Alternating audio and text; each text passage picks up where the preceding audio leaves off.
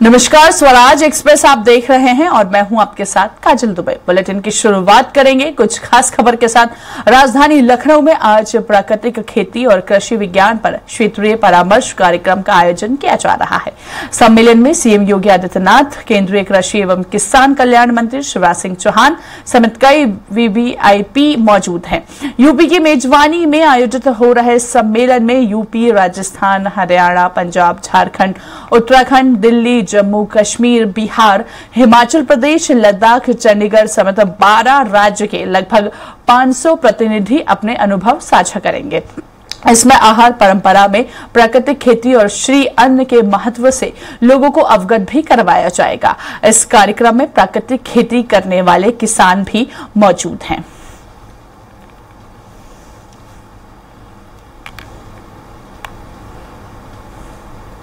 नदियों की धार सूखने लगी और आज जो परिस्थितियां हैं, जिसको हम देख रहे हैं, जो परिदृश्य देख रहे हैं, वो सचमुच में बहुत भयावह है, बहुत भयावह है। मैं देश के कृषि मंत्री के रूप में ये महसूस करता हूं। एक संकल्प हमारा है, उत्पादन घटने नहीं देंगे, उत्पादन बढ़ाएंगे। उत्पादन घटने नहीं देंगे। ये आशंका जो प्रकट करते हैं कि खेती, प्राकृतिक खेती से उत्पादन घट जाएगा, उत्पादन नहीं घटने देंगे, देश के अन्न के भंडार भरेंगे। लेकिन मित्रों, एक बात की तरफ बहुत गंभीरता से हमको सोचना पड़ेगा। आखिर कितना केमिकल फर्टिलाइजर, आखिर कितना कीटनाशक, और उसके कारण क्या दुर्दशा हुई है, क्या दुर्दशा हुई है। मैंने नदियों के सूखने का जिक्र किया। अब हम लोग बरसात में देखते थे अपने गांव में, जैसे पानी गिरता था, केंचुए ऐसे निकल के जमीन से बाहर आते थे, घरों में घुसते थे, उनको हटाना पड़ता था। अब उत्पादन जरूर बढ़ा, लेकिन धरती में केंचुआ देखने नहीं मिलता कहीं। कीट मित्र समाप्त हो गए, जो धरती को उर्वरा शक्ति को बनाए रखते थे, उर्वरक बनाते थे। अब आचार्य जी जो और वैज्ञानिक तरीके से बताएंगे, एक केंचुआ जमीन में कितने नीचे जाता है, कितनी बार नीचे जाता है, कितनी बार ऊपर आता है, और धरती को इतने सुराख होते हैं कि ऑक्सीजन से लेकर बाकी चीजें भी नीचे जाती है, और फिर वो मिट्टी खा के जो धरती को देता है वो भी खाद होता है। अब ये सारे मित्र कीट ये समाप्त हो गए। अलग अलग तरह के जो जीव जंतु थे वो समाप्त हो गए। धरती की सतह आप देखेंगे, पहले जरा सा पानी गिरता था और सूखती थी, पैर रखते थे तो पांव धंस जाता था। आज पत्थर की तरह सतह कड़ी हो गई। मुझे आचार्य जी ने वो ठीक से बताएंगे, एक वीडियो दिखाया जिसमें ऐसी सतह पे उन्होंने जब मशीन से छेद करने की कोशिश की तो कोशिश कर करके थक गए, नीचे नहीं। और दूसरी तरफ केमिकल फर्टिलाइजर से रहित जो जमीन है, आप उसकी मॉइस्चर देखिए, नमी देखिए, नरमी देखिए। आज पूरी दुनिया चिंतित है ग्लोबल वार्मिंग और क्लाइमेट चेंज के कारण, पूरी दुनिया चिंतित है। आप जानते हैं, हम कई मित्र जानते हैं, उत्पादन खूब बढ़ रहा है, इसमें कोई दो मत नहीं। लेकिन यह भी तो हो रहा है कि कैंसर एक्सप्रेस जैसी ट्रेनें चल रही है। हम जो उगा रहे हैं, फल हो, सब्जियां हो, अन्न हो, क्या वो खाने के लायक बचता है? कई बार ऐसी घटनाएं सुनने मिलती है कि जो पैदा करते हैं वो कहते हैं कि हम नहीं खाएंगे इसको। इसलिए हमको सोचना पड़ेगा। मैं बहुत विस्तार में नहीं जाऊंगा, क्योंकि आज हम विस्तार से मुख्यमंत्री जी को और आचार्य जी को सुनेंगे। लेकिन एक बात अब पूरी तरह से सिद्ध हो गई है कि इस दिशा में अगर लगातार हम आगे बढ़ते रहे तो ये धरती आने वाली पीढ़ियों के रहने के लायक नहीं बचेगी, और भविष्य में मानव जाति के अस्तित्व पर ही खतरा पैदा हो जाएगा। इसलिए समय रहते हम चेतें, समय रहते चेतें। मैंने जो एक चेतना की बात कही थी, वो बात इसीलिए कही थी कि हम धरती माता की पूजा करते हैं, मां मानते हैं।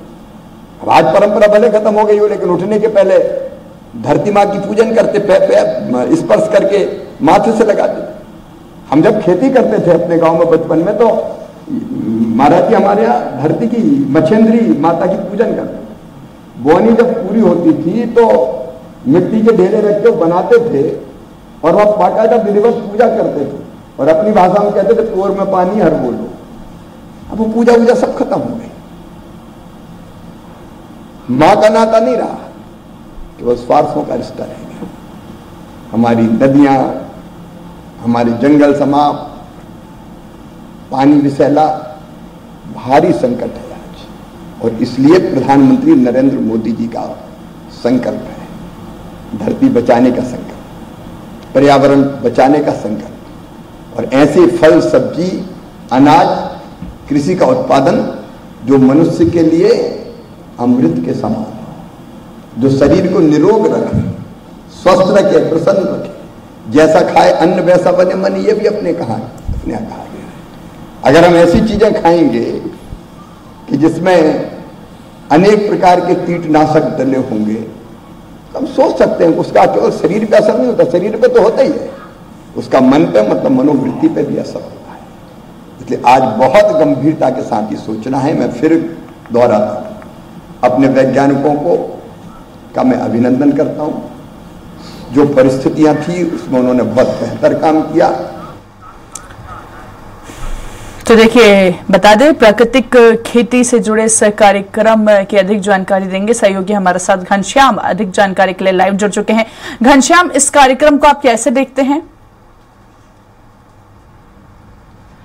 देखिए काजल जी, बहुत बेहद महत्वपूर्ण कार्यक्रम है आज, और 12 राज्यों से 500 से ज्यादा प्रतिनिधि आज यहाँ पे हिस्सा ले रहे हैं, जिसमें प्राकृतिक खेती के वैज्ञानिक हैं, शिक्षा विभाग के लोग हैं, जो कृषि वैज्ञानिक हैं, इसके अलावा जो विभागीय लोग हैं इससे संबंधित, वो सभी लोग हैं। 500 से ज्यादा लोग यहाँ पे अपना राय मशवरा करेंगे। और जो प्राकृतिक खेती है, खासतौर पे प्राकृतिक खेती में मोटे अनाज को लेकर के, उसको लेकर के चर्चा की जाएगी। यहाँ से लेकर के लद्दाख तक, उत्तर प्रदेश, मध्य प्रदेश, महाराष्ट्र, चंडीगढ़, जो सरीखे, अगर पंजाब सरीखे अगर देखा जाए तो तमाम ऐसे शहर हैं जहाँ पे कृषि प्रधान काम हो रहा है। वहाँ पे जो है ये इस कार्यक्रम को किया जा रहा है। वहाँ के लोगों को यहाँ पे बुलाया गया है। कृषि मंत्री जो शिवराज सिंह चौहान, अभी हम लोग सुन ही रहे थे, वो लगातार इस बाबत जोर दे रहे हैं कि किस तरीके से भारत सरकार प्राकृतिक खेती को लेकर के आगे बढ़ी है और सबको लेकर के आगे लेकर के चलना चाहती है, और उनको किस तरीके से सहूलियत पैदा करवा रही है, चाहे वो सिंचाई विभाग के नहरों से सिंचाई होने वाले के प्रावधान हो, चाहे सब्सिडी का प्रावधान हो, चाहे भारत सरकार के इस कृषि विभाग के द्वारा जो सहूलियतें हो, वो सारी सहूलियतें देने की कोशिश की जा रही है। इसमें 12 राज्यों के जो प्रतिनिधि जुटेंगे उसमें इस बाबत चर्चा करेंगे कि आखिरकार इस मौजूदा वक्त में, मौजूदा हालत में अगर प्राकृतिक खेती की जाए तो किस तरीके की चुनौतियां हैं, किस तरीके की संभावनाएं हैं, किस तरीके के इसके आय और व्यय है। यानी प्राकृतिक खेती थोड़ी सी महंगी बताई जाती है क्योंकि इसकी जो लागत होती है वो कहीं ज्यादा होती है, इसकी जो उपज होती है थोड़ी सी कम होती है। तो ऐसे में जो किसान है वो लाभान्वित कहां से होंगे? इसको लेकर के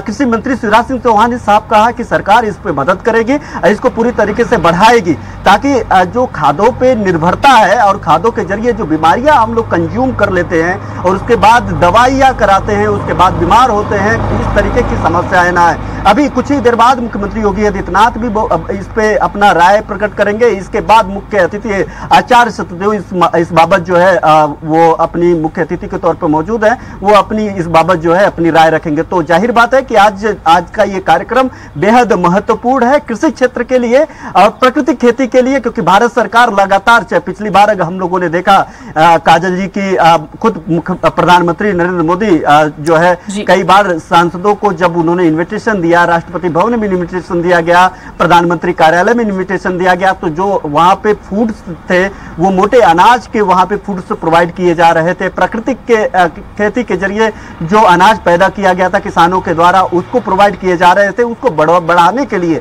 उसके किस तरीके से उसका विकास हो, किस तरीके से वो ग्रामीणों में और लोगों के अंदर एक मैसेज कन्वे हो, उसको प्रयासरत है। और ये आज पहली बार नहीं है, पिछले 5 सालों से लगातार मोदी सरकार इस बाबत आगे कार्यक्रम कर रही है। तो आज खुद कृषि मंत्री आज राजधानी लखनऊ उत्तर प्रदेश के दौरे पे हैं और उन्होंने साफ तौर पे कहा कि जो भी इसमें हो पाएगा इस प्राकृतिक खेती को बढ़ाने के लिए, ग्रामीण भारत को आगे बढ़ाने के लिए या फिर मोटे अनाज के लिए, उसके लिए पूरी तरीके से जो केंद्र सरकार है सब्सिडी से लेकर के संसाधन मुहैया कराएगी। अगर आप इसको करना चाहते हैं तो सरकार के पास ऐसे तमाम प्लान हैं, तमाम ऐसे इसमें क्राइटेरिया है जिसमें आप पूरी तरीके से मुफीद मिलेंगे और मुफीद होने के बाद जो है आप खुद भी स्वस्थ रहें और जो ग्रामीण भारत के जरिए जो पूरा भारतवर्ष है, पूरा पैन इंडिया है, उनको भी स्वस्थ रखे। इसके अलावा शिवराज सिंह चौहान ने साफ तौर पे इस बात को इंगित करते हुए कहा कि अगर इसको शामिल खाने में शामिल प्राकृतिक खेती को शामिल नहीं किया गया, प्राकृतिक खेती से उत्पन्न अनाज को शामिल नहीं किया गया, तो हम लोग लगातार जिस तरीके से बीमार हो रहे हैं, जिस तरीके से लगातार गर्त की तरफ जा रहे हैं, वो स्वास्थ्य से लेकर के समृद्धि तक और यहाँ तक कि विकास से लेकर के खुद के आगे बढ़ने तक इसमें सबसे ज्यादा अवरोध इन्हीं सब चीजों से पैदा होती है। तो ऐसे में सरकार लगातार नए नए अन्वेषण कर रही है। अगर आपके पास ऐसा कुछ हो जो केंद्र सरकार को, केंद्रीय नेतृत्व को, केंद्र सरकार को आप लोग प्रोवाइड करा सके तो वो भी आप लोग प्रोवाइड कर सकते हैं। और उससे क्या होगा कि केंद्र सरकार जो योजनाएं लेकर के आ रही है इससे संबंधित, उसमें उसको एड ऑन करेगी, उसको साथ में लेकर के चलेगी और उस इन्वेशन को सपोर्ट करके पूरे भारत को एक सौगात देने की कोशिश करेगी। आज जिन 500 लोगों को शामिल किया जा रहा है काजल जी, उसमें खुद मुख्यमंत्री योगी आदित्यनाथ, कृषि मंत्री शिवराज सिंह चौहान और गुजरात के राज्यपाल, इसमें सभी लोग उन लोगों से मुखातिब होंगे, उनसे ये जानने की कोशिश करेंगे इसमें कमियां क्या रह गई है, इस खेती को करने के लिए किन किन संसाधनों की जरूरत पड़ेगी, किन किन चीजों की जरूरत पड़ेगी, जिससे आगे चल करके अगर इसे बृहद स्तर पे किया जाए, जो सरकार का एक मंशा भी है, तो ऐसे में किन किन चीजों की उनको जरूरतें पड़ेंगी। आखिरकार इसको जो आय का स्रोत कैसे बढ़ाया जा सकता है इसको किसानों को, क्योंकि किसान तभी इसमें पूरी तरीके से इन्वॉल्व होगा, किसान तभी इस खेती को बढ़ाएगा जब उसको आय का स्रोत होगा। क्योंकि हम लोग $1 ट्रिलियन इकोनॉमी को भी बढ़ाने जा रहे हैं और हमारा लक्ष्य, और ये सबसे ज्यादा संभव है ग्रामीण भारत को साथ में लेकर के, ग्रामीण भारत के जो अनाज उत्पन्न होते हैं या फिर जो भी इनके संसाधन है उसको एक्सपोर्ट करके। तो ऐसे में एक तरफ हम लोग ज्यादा से ज्यादा बिजनेस इनोवेशन में लगे हुए हैं, बिजनेस इंपोर्ट एक्सपोर्ट में लगे हुए हैं, दूसरी तरफ प्राकृतिक खेती जो काफी महंगी पड़ती है सामान्य खेती के अपेक्षा। तो ऐसे में कैसे क्या कुछ किया जाए कि प्राकृतिक खेती भी हो, लोग स्वस्थ भी रहें और फाइनेंशियली जो है आत्मनिर्भर भी हो और उसमें आय का स्रोत भी बढ़ पाए और ज्यादा से ज्यादा उसमें धन कमा सके,